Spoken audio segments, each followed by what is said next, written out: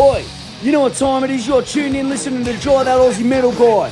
Make sure to hit that like and subscribe button so you don't miss any of his content when it drops. And remember, stay brutal, you mad dogs. Roof! G'day, how you going? It's Jai, that Aussie metal guy here with crank.com. So tonight, this afternoon, wherever you are in the world, it's a great pleasure that I'm getting to have a chat with Qarin Hipe, aka RinRin, the Perth-based alt metal sensation who have steadily been making waves in the scene since 2020. That game would have been one of the first singles I think you really dropped and started rolling on.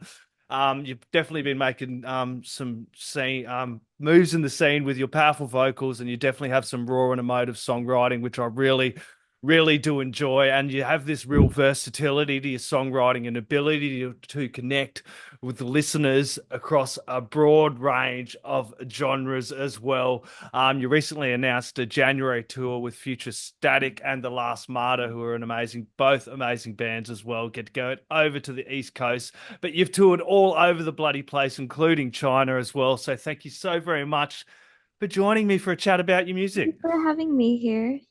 Absolute pleasure. Don't mind the stumble at the beginning there. I definitely need some more coffee this time of the afternoon, but it's really good to get to talk to you about your music. Can you tell me where this all started for you? Were you a guitar player first? Is that how you kind of rolled into songwriting? Tell me where it all kind of began, your musical journey. It all actually started when I was 9, and I came to Australia when I was 6 years old from the Philippines with my family. And my dad, like back then when I was really young, back in the Philippines, my dad would like make me a makeshift guitar out of like tissue boxes and paper towel rolls and elastic bands for strings. And I would always ask him like, "Oh, someday can you get me a real guitar?" So like when we finally moved to Australia, he went to like a garage sale because we don't have garage sales in the Philippines. Like the fuck, like that was all like new to us. And we were like, hell yeah. And he came home with a guitar, and that's when I started playing guitar actually. I was also really shy, so I was like, I'm not a singer. I'm not singing. Like, I'm only gonna play guitar. Like in high school, I'd have like music class and like performances at assembly, and I'd always be like, I just play guitar. Like, don't ask me to do anything else. And until like I graduated from high school, and then I started joining like local band, like a Perth local band in my like, and I actually wanted to start my own band, and I did it with a friend, but then it didn't work out, and I started writing music on my own for the first time, like when I left those two bands. Sorry, I think I'm gonna sneeze.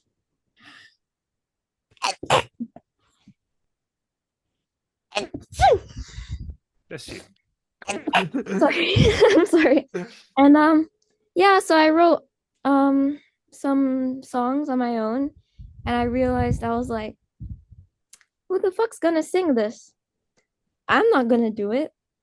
I'm just a guitar player. But my dad, who's also like very musical, like he plays a lot of instruments and stuff. He like kind of encouraged me to be like, you can do it. Like you can try singing. Like why don't you just try it and stuff? And I'm just like, okay, fine. And then yeah. What was that like stepping out for that point there and going, okay, now I'm going to be this not only am I going to be the songwriter, but I'm going to be the singer songwriter, and kind of take that leap and have that confidence to step up, because it does kind of take a lot too to kind of put Yeah, yourself out there. It's one thing playing guitar sitting back, but when you're totally putting yourself out there, all your feelings, your emotions, everything, it's a very raw, powerful experience, especially the first times. yeah, it was really, really scary for me. Like, I remember the first time I was going to perform like live with my band with with me singing. I was like, hell, like having a panic attack. I was like, I'm not gonna do it. Like, I'm not gonna do it. I'm gonna throw up and stuff. But like, I did it because I don't want to let my friends down. Like they're excited to play and stuff. So like, I did it, and I was like, huh, okay. Even until now, I still get nervous before every show. Before every show, like 5 minutes before every show, I'll tell all my bandmates and my friends, like, I quit. This is the last time I'm doing this.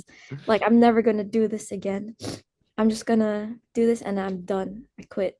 But like, yeah.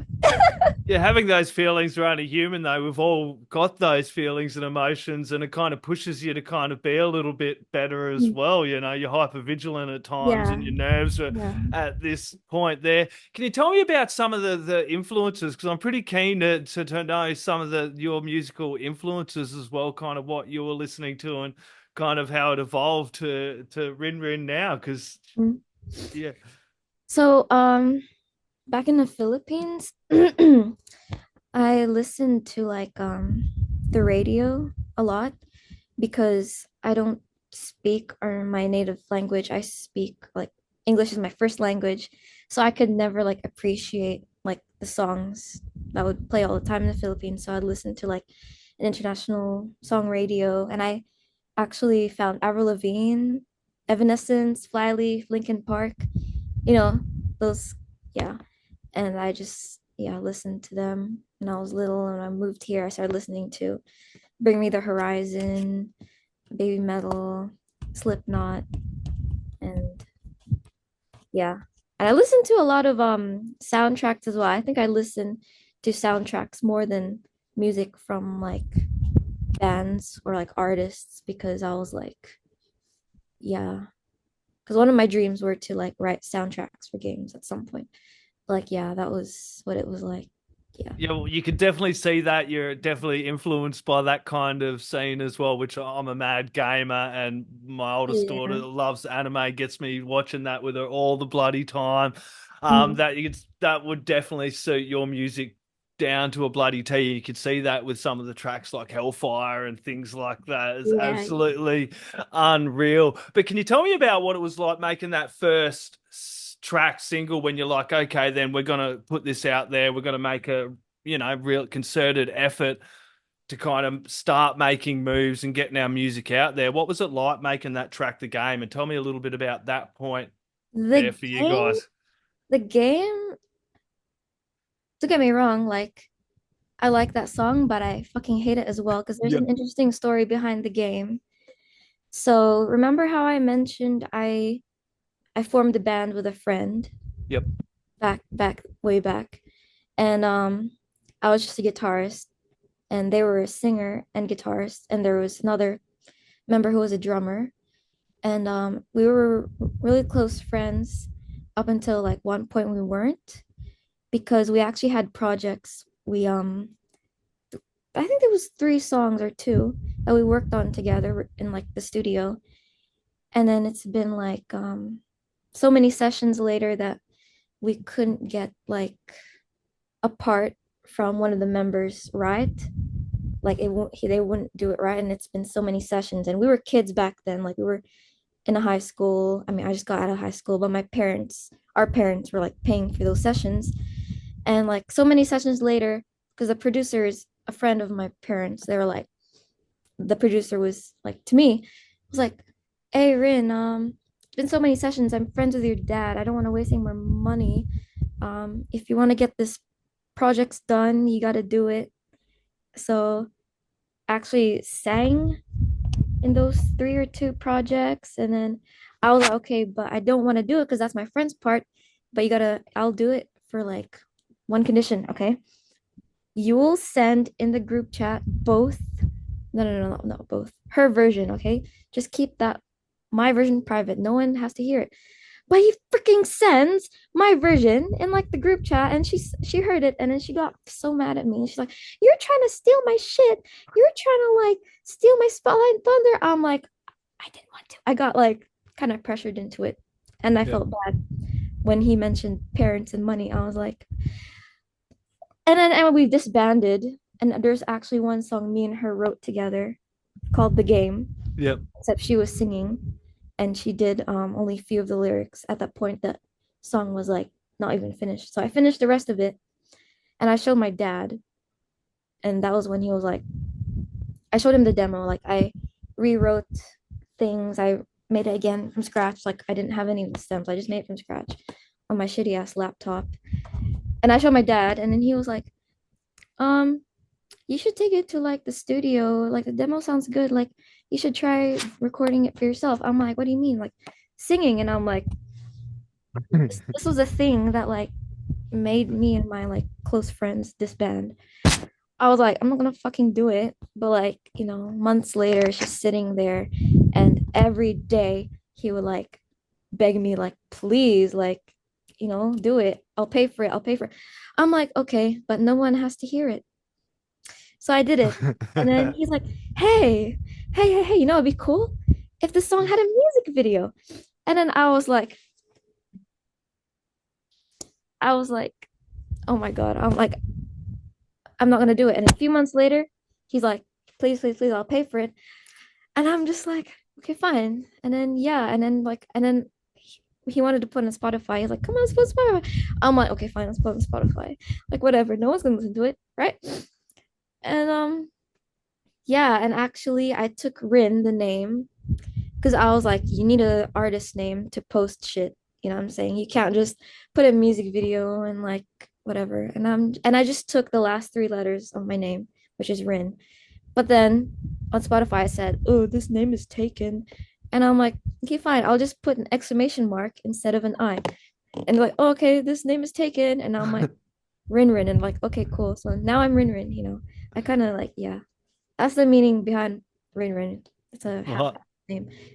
And yeah, that's how the game came into. I'm not gonna lie, it did bring back some mad Guitar Hero vibes for me, and I was like, I damn, I love miss Guitar Hero. fucking Guitar I Hero. Just fucking love saying. Guitar Hero growing up. That was my game. That was my game as a kid. That's where I Yeah. discovered like Orianthi and stuff. Yeah, I think we discovered a lot of music from there as well, Yeah. pre-internet, or you'd sit there playing Guitar Hero, and soundtracks was another, as you mentioned, soundtracks before, like that was great for games and movies, but also it was a cool place to find new music and new bands and different things that you necessarily wouldn't have heard before as well, which is always Yeah. fun to me. Yeah. So tell me about making that first EP. That was a killer EP. I did mention Hellfire, but tell me about the track Shadows because I was really, really digging that one earlier on, and the acoustic version is absolutely unreal. Like I'm always a sucker for a good acoustic version. Oh well, Shadows actually wrote that song for one of those people I was in the band with, like the Fallout. Like I wrote about that. And yeah. I don't want to say much about them No, because yeah, yeah. but it was a nice track. It's like it was one of those things that you could definitely feel that emotion in it. And then you chuck it onto the acoustic, and it's like, wow, because I Mhm. was feeling that today too. I was definitely having one of those days. And I was like, damn, this is a really, really nice track, And then jump forward to, getting that EP out. What was it like kind of getting in and making that EP, dropping the debut EP for people? Well, that was the first time for me to like work on an EP like for a few weeks straight with like a different producer. His name is Ryan Botha from Audax Studios. And yeah, he's really, really good. He's really fun. And he actually did the instrumental for the acoustic version of Shadows. And yeah, yeah. It, It's it pretty, came pretty out. good. I was really shy though. Like because you know me, I'm shy. I already established that.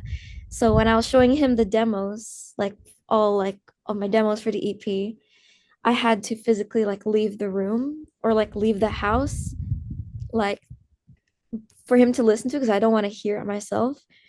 And sometimes he'd be like, "No, Rin, you have to learn. You have to sit here and you have to, get used to people hearing yourself in front of you because you're an artist, you're a musician. That's what you have to learn how to do."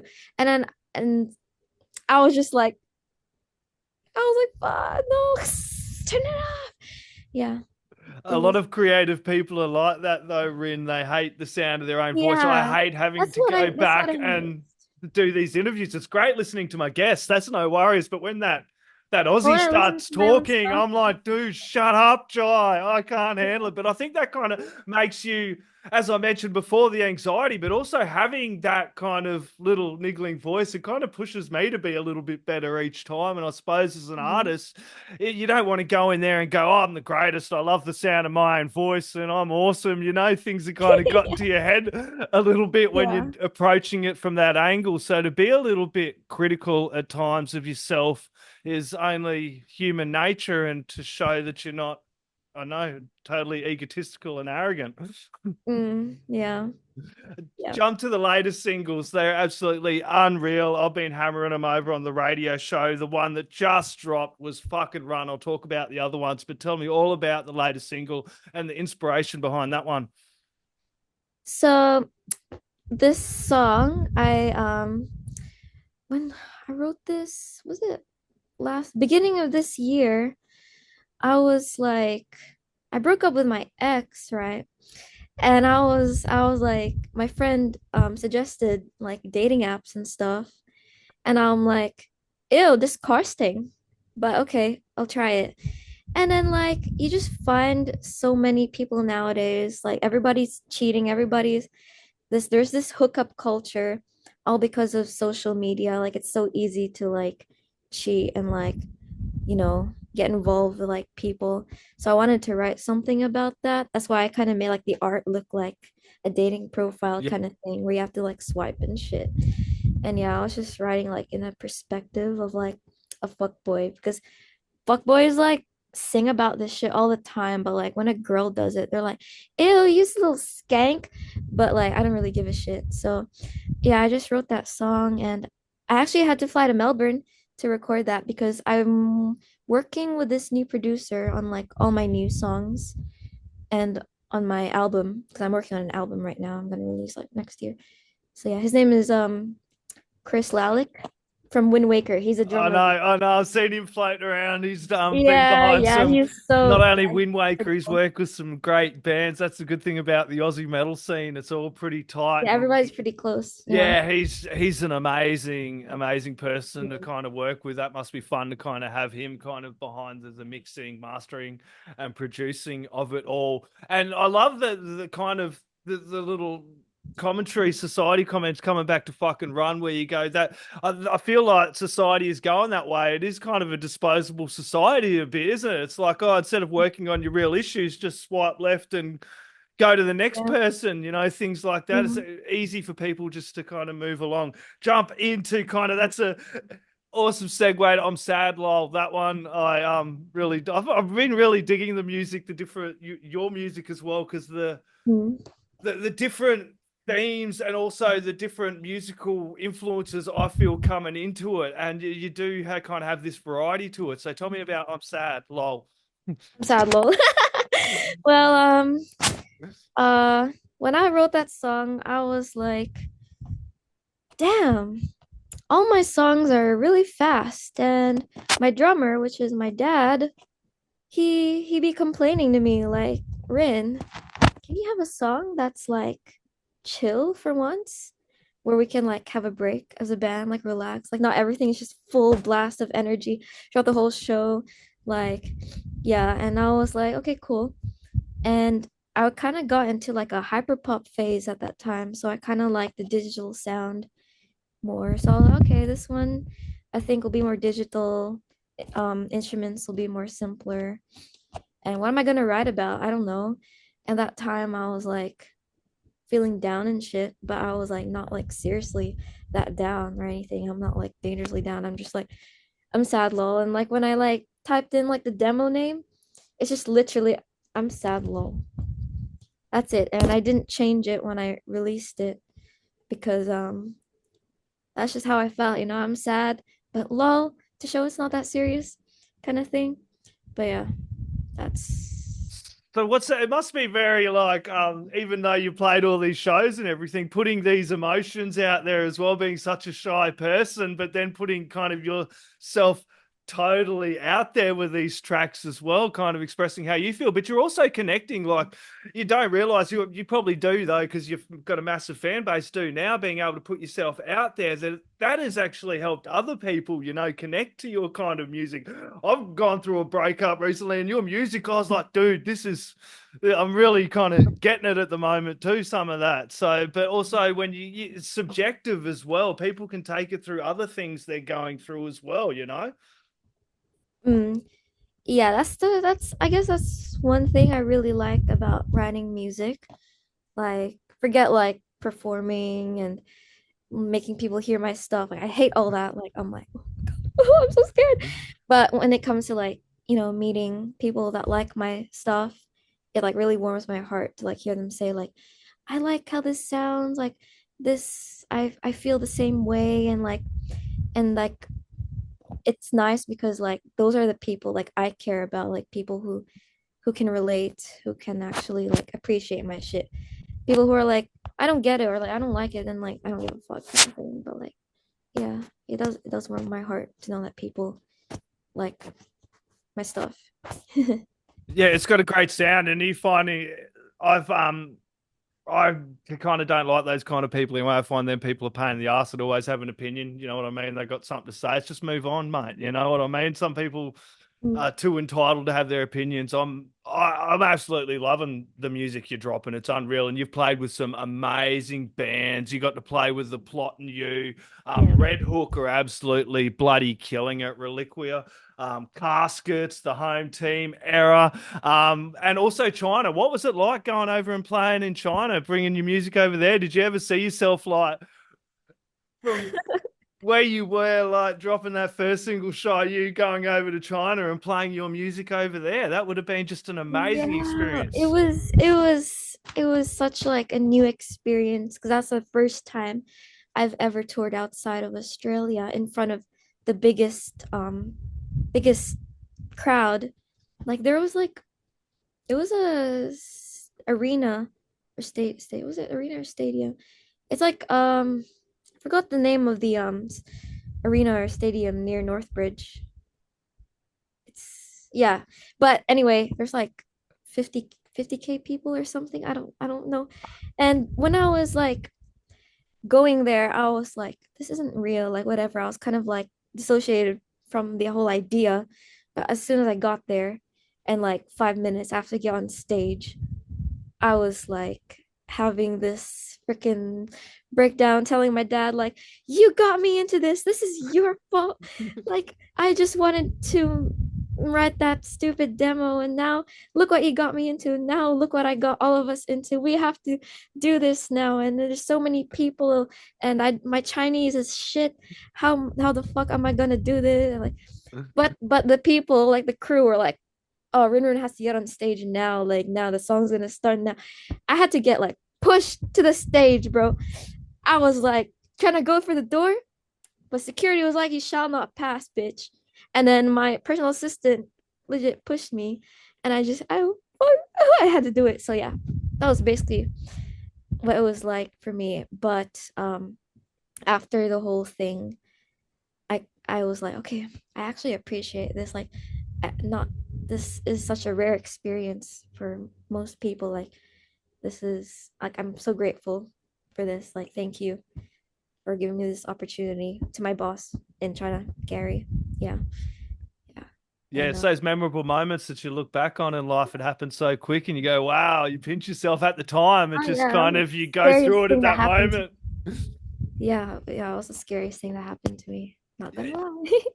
Also, got to talk about the Wham awards you recently received as well. You did get one. I'll talk about for. Tell me about the track "Guns and Grenade" and kind of getting that kind of nod there from the Wham Music Awards, and I think you got the runner-up also for overall best song of the year. Yeah, second runner up. Yeah. Yeah. Yeah, I was like surprised because um yeah, I didn't really expect to win anything or but yeah, but when they mentioned my name, I was like, "Holy shit."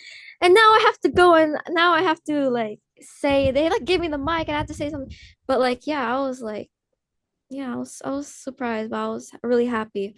I really didn't think that song would like get anything because I wrote that song was like a I used to study at SAE and that song was one of my assignments, but I kind of crammed that one.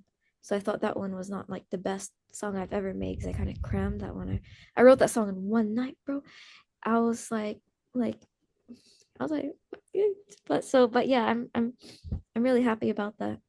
Also, And some of the best, I suppose, some of the best songs too don't take too much work as well. You just kind of get them out yeah, there, and yeah, then you look it's back and random go, like that. Yeah, you could yeah. probably, if you could had too long with it as well, you probably just would have kept coming back at it. I've talked to some people, especially solo artists, and they say sometimes, man, I need someone else to kind of stop me from going back and just picking at it too much as well.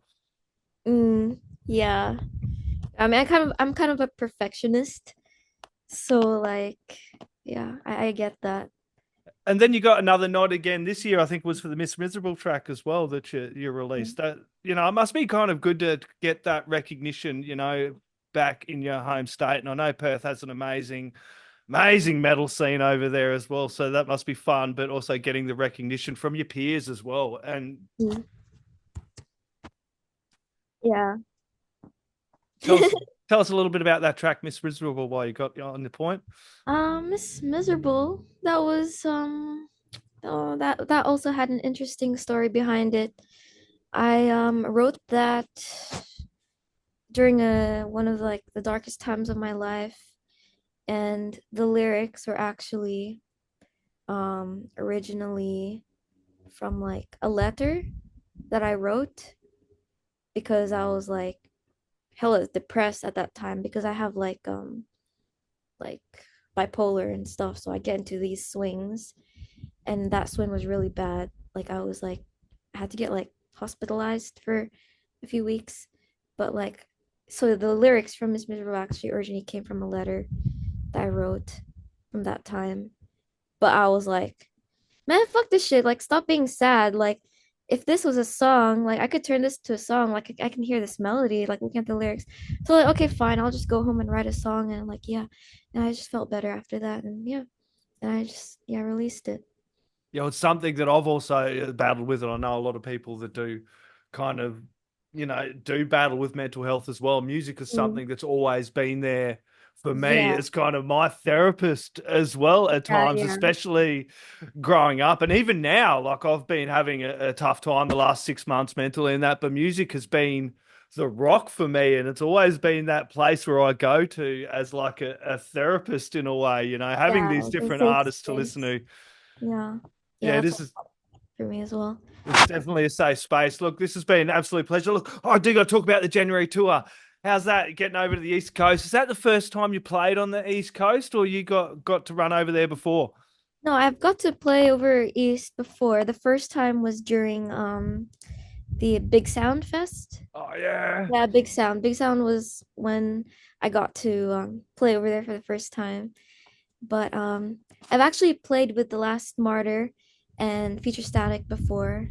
I actually met them on at Big Sound. Like we all met through Big Sound and we just became friends, and now we like tour together sometimes and stuff. And what's like different about this tour is because my bandmates, KR, my guitarist, lead guitarist, and Jimmy, my other guitarist, they couldn't make it to the tour actually because KR just had a baby, and Jimmy's pretty busy as well. So the my friends over there are gonna like help me out fill in for them. So like that's exciting. Like I get to go over there and like rehearse with everyone. Yeah, that's from the 17th of January, Canberra at the Abyss Mm. Bar. Saturday, 18th of January, Sydney, Waywards. 19th of January, Brisbane, Black Bear Lodge. And then to Adelaide, down the cranker here, about 3 hours from where I am. I'll be at that one. That's the 24th of January and 25th of January, rounding it out at Melbourne. That one is going to be an absolutely kick-ass tour. Looking forward to that one. Do you have any last words, shout outs, thank yous, or anything else you'd like to add in there before we sign out? Yeah, I just want to say thank you for having me, and it's been really fun talking with you. This isn't live, right? This is pre-recorded. No, this is not live. Okay, whew, thank God. Okay. Any last words? Um, Yeah, thank you for listening to me. I hope you like my future stuff, and I hope you like my album. It's gonna be dropping sometime middle of next year, and there's gonna be like exciting things coming with that album. So stay tuned, and if you like my shit, then I love you. If you don't, then fuck you. Bye. Oi, you're tuned in to Jai That Aussie Metal Guy, so make sure to hit that like and subscribe button so you don't miss any of his sick content. And remember, stay brutal, you legend.